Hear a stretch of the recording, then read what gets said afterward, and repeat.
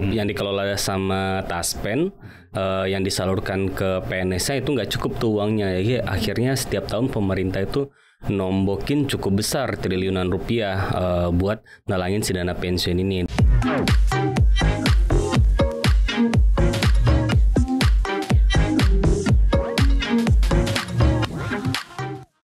Sobat Cuan, apa kabar? Senang sekali ketemu sama Sobat Cuan lagi nih di pekan ini, pastinya dalam koneksi konten ekonomi seksi. Ya, bareng Maria Katarina dan juga Michael Jeffriando. Yes, dan juga Mas Ai ya di sini ya.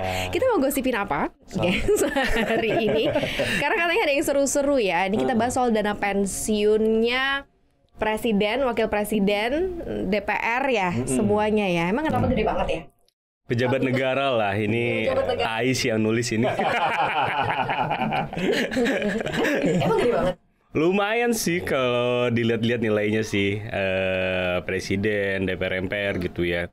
Jadi kalau dibandingin sama PNS atau kita lah gitu, jadi lumayan jomplang lah gitu. Lumayan jomplang, mungkin udah ke declare juga kali ya, Mas Ai ya. Maksudnya gaji presiden berapa sih? Terus kalau bisa dikali-kalian hitung-hitungan financial planning berapa sih kira-kira yang didapat? Ini perhitungan normal yang bisa dipakai juga sama Sobat Cuan kan? Untuk ngitung nanti dana pensiunnya dia di akhir masa kerjanya berapa. Ya kalau presiden itu kan gaji pokoknya itu sekitar 30 juta ya sebulan ya. Kurang lebih mungkin dana pensiunnya per bulan segitu gitu. Kalau dikalikan setahun mungkin sekitar 360 juta ya. Lumayan sebenarnya sih. Tapi yang kemarin sempat rame juga kan yang DPR ya. DPR itu kan dia mengikuti gajinya ASN ya, kalau nggak salah sekitar 5 jutaan gitu kan per bulan gaji pokoknya. Ya segitu mungkin dikalikan setahun ya, mungkin kalau untuk mereka sih kecil ya, tapi itu lumayan banget sih. Dan mereka dapatnya seumur hidup gitu. Jadi pertanyaan kan, kayak PNS gitu ya, atau ASN yang umumnya gitu kan, dia kerja pensiun itu di usia 56 gitu kan. Atau mungkin ada juga yang 58 atau 60 gitu kan. Paling dia bisa menikmati 10 tahun aja sampai dia meninggal gitu kan kalau usianya sampai 70. Tapi kalau DPR ini kan misalkan dia masuk usia 35, 40 selesai, dia bisa menikmati sampai 30 tahun gitu karena sampai seumur hidup. Bahkan kalau dia punya istri atau anak bisa dilanjutkan ke istri dan anaknya walaupun manfaatnya turun gitu ya. Jadi gimana? Jadi kalau misalnya terpilih jadi anggota DPR ketika masih muda, cuma ngejabat 5 tahun, tapi uang pensiunnya bisa sampai seumur hidup, sampai dia meninggal gitu. Iya. Dan istrinya juga bisa dapat. Istrinya kalau istrinya masih hidup, istrinya dapat. Kalau istrinya meninggal itu anaknya juga masih dapat. Iya. Padahal dia cuma bayar iuran 5 tahun gitu kan. Tapi kalau PNS yang kerja di lembaga atau kementerian gitu kan, dia kerja harus sampai 56, 58 gitu. Lebih dari 25 tahun bayar iurannya. Covernya juga nggak sampai seumur hidup kan ya? Apa sampai seumur hidup juga sih, tapi istilahnya masa tengah ya, karena kalau kita di sini mikirin gimana caranya ngumpulin dana pensiun, kalau misalnya kita pengen gaya hidupnya, lifestyle-nya masih sama ketika kita sama waktu kita kerja. Ya kalau di swasta itu kan emang nggak semuanya menyediakan dana pensiun ya, semua perusahaan swasta, kecuali emang dari orangnya sendiri yang mempunyai inisiatif gitu untuk mempersiapkan dana pensiun. Nah itu yang menjadi mungkin kecemburuan gitu ya orang-orang atau masyarakat luas. Gitu. Kalau disebut jadi PNS itu adalah gerbang masa depanmu akan cerah gitu ya. Itu ya. Saya nggak dengerin mak gue. Gitu. Nah ini akan cukup berat, berarti cukup gede ya anggaran negara, Bang Mike, untuk istilahnya membayar pensiun para pejabat negara ini. Iya, pejabat negara kan itu diistilahkan sebagai orang yang berjasa lah gitu, makanya diberikan dana pensiun yang cukup untuk setelah mereka menjabat nanti gitu kan, karena ada yang 5 tahun, bahkan ada yang juga 3 tahun sih dapat juga sih. 3 tahun kalau dia diberhentikan dengan hormat, dia juga masih bakal dapat dana pensiun tuh. Kecuali diberhentikan tidak hormat, nah dia nggak dapat dana pensiun. Nah besarannya benar kata Bang Ita itu 1 bulan gaji pokok. 1 bulan gaji pokok. Jadi kalau gaji pokoknya 30 ya berarti dia setiap bulannya bakal nerima 30 juta. DPR juga hampir sama, tapi kayaknya ada tambahan persentasinya gitu deh, harus 1% atau 5% gitu sekitar itu untuk penerimaan pensiunnya. Tapi konsepnya sama tuh, dia bakal nerima seumur hidup dan diturunkan ke istri dan anaknya kalau nanti dia udah meninggal gitu. Nah anggaran yang disiapkan ya besar gitu, karena skema dana pensiunnya kan kita masih kayak PSUGO ya istilahnya ya. Jadi negara yang juga menambahkan iuran untuk para penerima pensiun ini. Oke. Berarti ini udah terjadi dari dulu banget dong. Ya dari dulu. Karena dari presiden kita kan udah ada berapa nih presiden kita? Ya jumlah presiden kita. 7. Sampai salah. Iya. Terus pejabat negara kita kan lumayan banyak. Kayak misal kita ambil contoh presiden, wakil presiden kita deh. Itu kan sampai sekarang pun masih ada keturunannya kan. Masih ada anak-anaknya. Iya.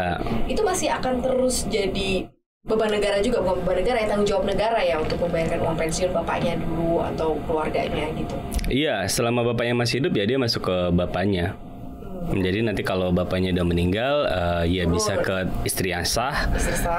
Lalu berlanjut ke anak kalau istrinya udah meninggal. Anak yang dari istri sah. Anak yang dari istri sah dong. Tapi nggak dihitung berapa jumlah anaknya. Jadi kalau anaknya 3, ya tetap aja hitungannya 1 kali gaji. Satu kali gaji. Jadi nggak satu anak dapat 1 gaji bapaknya, kalau 2 anak dapat 2 kali gaji, enggak juga sih. Nah, berarti artinya adalah anak-anak pejabat negara itu ya sampai sekarang ya tetap istilahnya dijaga negara gitu. Iya, itu juga termasuk kesehatan juga termasuk sih. Kesehatan kan bagian dari tunjangan yang akan diberikan oleh negara kepada pejabat dan keluarganya. Ini dana pensiunnya memang dikasihkan gitu secara mekanisme kayak gimana sih, serahkan gitu setiap bulan atau sebenarnya ada pengelolaan dana pensiun untuk para pejabat negara, Mas Ai? Iya, jadi dikasih setiap bulan kayak langsung orang pensiun aja. Biasanya gitu. Lewat Taspen kali ya kalau PNS itu. Iya, lewat Taspen. Masuk ke rekeningnya. Setiap bulan masuk ke rekeningnya gitu. Jadi mereka tinggal ambil aja. Gampang sih kayak gitu. Sama kayak mekanisme dana pensiun pada umumnya sih.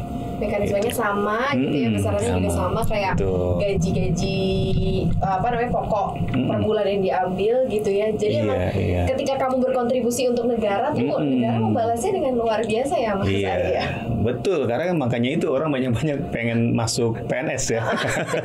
Gitu. Tapi ini akan jadi beban negara berkelanjutan nggak sih? Kalau nanti akan menumpukan, nanti anggotanya akan bertambah. Kan belum tentu orangnya sama, misalnya pejabat negara itu pasti berubah. Dan tanggung jawabnya kan akan besar, apalagi kalau memang nanti sampai ke anak, sampai ke istri, terus sampai ke anak gitu ya. Artinya ketika dia udah meninggal dunia masih ada yang harus di cover. Ini akan menjadi beban negara menumpuk-numpuk nggak sih? Sebenarnya kalau untuk PNS iya pasti ya. Karena kalau skemanya selalu seperti ini kan artinya buat sekarang aja tuh APBN udah nombokin tuh. Karena nggak cukup yang dikelola sama Taspen, yang disalurkan ke PNS-nya itu nggak cukup tuh uangnya. Jadi akhirnya setiap tahun pemerintah itu nombokin cukup besar triliunan rupiah buat nalangin si dana pensiun ini. Dan ini kan mau diubah ya, kalau dana pensiun PNS kan mau diubah ya skemanya. Jadi nanti sifatnya itu bakal ada iuran secara personal gitu. Oh, dipotong gaji?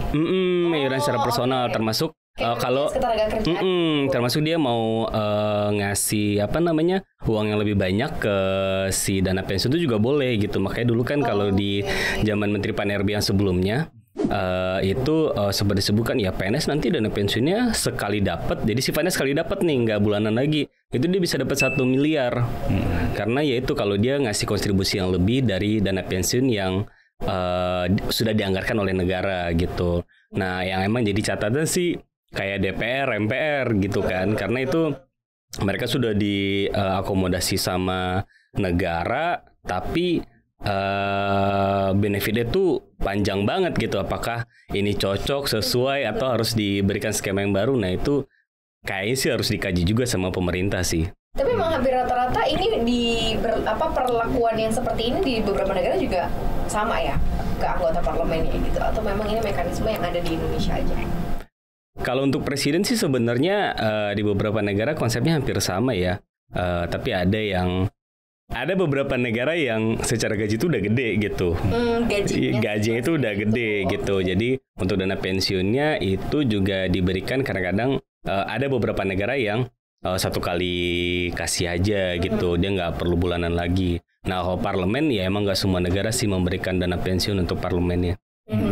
Oke, ini mulai menarik ya. Kalau kita comparison dengan hasil atau perhitungan BPJS Tenaga Kerja, itu gimana Mas Ai dengan apa yang didapatkan oleh para pejabat negara? Iya, sebenarnya kalau dibandingkan dengan kalau masyarakat biasa kan umumnya pakainya BPJS ya, jaminan hari tua itu kan ya. Memang perhitungannya sih nggak sebesar yang PNS atau yang presiden ini, karena memang dia kan biasanya cuma berapa persen dari gaji pokoknya gitu kan yang diambil dari iuran. Kita sementara itu di BPJS kita kan harus bayar iuran juga kan. Selain perusahaan kita juga bayar iuran juga kan. Jadi memang sebenarnya sih ya fair-fair aja kalau yang BPJS itu kan, karena kita ada sumbangsi juga selain kita bekerja, kita juga potong iuran juga gitu kan. Yang jadi masalah kan kalau kita nggak nyumbang gitu kan, tapi dapat nilainya gede gitu kan. Makanya ini yang jadi pertimbangan tadi seperti Bang Mike bilang, makanya kan skemanya mau dirubah nanti kan. Jadi dikasihnya lamsam gitu kalau PNS atau kalau presiden lamsam gitu. Berarti otomatis tidak akan terlalu membebani negara berarti. Iya, tidak akan terlalu membebani negara karena bayarnya sekali aja gitu. Selesai gitu. gitu. Lagi gitu kan. Karena kan kalau tiap bulan sampai meninggal pun anak istri tanggung kan terus menggunung gitu kan. Terus menggunung dan dana yang harus disiapkan pemerintah, apalagi kan kayak DPR aja berapa ratus orang sekali periode itu kan.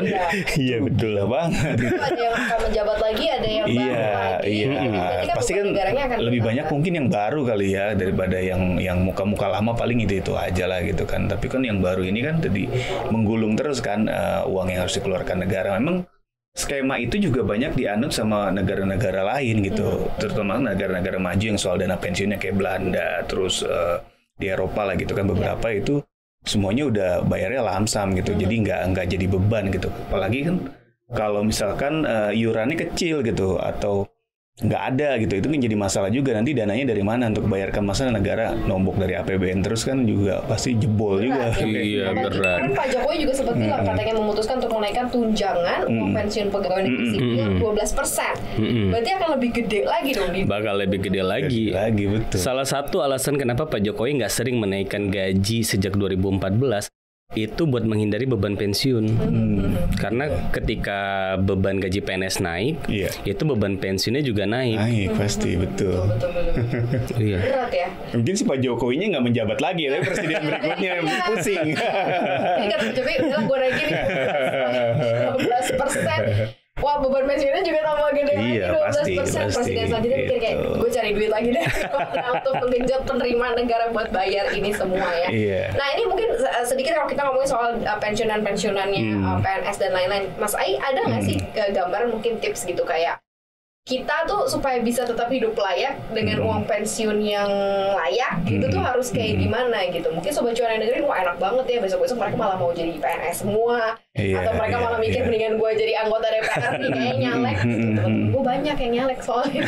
Oh iya ya. Banyak banget XX anchor pada nyalek ya. Nah ini gimana sih Mas Ai? Karena kan kalau kita pensiun di 55 untuk nanti, kalau usia harapan hidup kan di 75 lah taruh. 10 tahun loh. Kita harus survive tanpa income. Iya, jadi memang ada rumusnya tuh dalam mempersiapkan dana pensiun. Kalau dari perencanaan keuangan, rumusnya itu adalah pakai future value ya. Future value itu rumusnya adalah present value. Jadi pengeluaran kita saat ini per bulan berapa, dikalikan 1 plus angka inflasi dikalikan masa usia kita sampai pensiun. Jadi rumusnya seperti itu simpelnya ya. Kalau pengen hidupnya tetap bisa ikut 100% sama seperti kondisi sekarang gitu kan. Tapi ada kondisi orang itu ketika pensiun dia pengen mengurangi itu istilahnya pengeluaran hidupnya jadi 80%-nya aja, atau ada juga yang pengen ditingkatkan. Jadi ada juga tuh orang-orang yang gue kalau pensiun justru pengen lebih menikmati hidup, jadi dinaikkan tuh jadi 150% misalkan. Itu bisa juga, tinggal dihitung. Komparasi dengan apa yang kita dapatkan dari BPJS? Ya kalau ngandelin BPJS sih kayaknya nggak nutup ya. Jadi emang harus dibantu dengan dana pensiun. Makanya sekarang kan banyak produk-produk dana pensiun yang ditawarkan dari bank, dari asuransi gitu kan. Ada DPLK, ada dana pensiun lain-lain gitu ya yang bisa kita manfaatkan. Jadi tinggal kita kayak nabung aja misalkan berapa iurannya. Tapi tadi harus dihitung kira-kira berapa yang harus kita sisihkan per bulannya nih buat mencapai target ya pensiun yang nanti kita harapkan gitu. Nggak bisa minta tolong anak aja. Investasi anak bukan. Anak bukan dana pensiun. Nah itu istilahnya ada gitu ya, istilahnya gitu.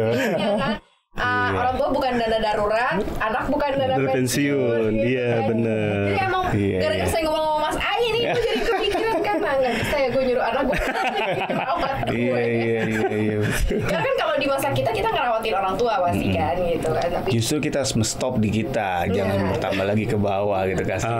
Iya. Sandwich generation stop gitu. all the time jangan sampai gitu ya, jangan sampai. Sobat Cuan juga kalau misalnya dengar dan tahu bahwa ada besaran dana pensiun yang gede, sebenarnya kita juga bisa capai itu. Iya, asal ada perencanaan yang baik bisa harusnya sih gitu. Jadi kedepannya mekanisme kayak apa lagi nih yang mungkin bisa membuat negara ini tidak akan lagi beban berat gitu dengan dana pensiun yang besar selain tadi mekanisme langsung itu, Bang Mike?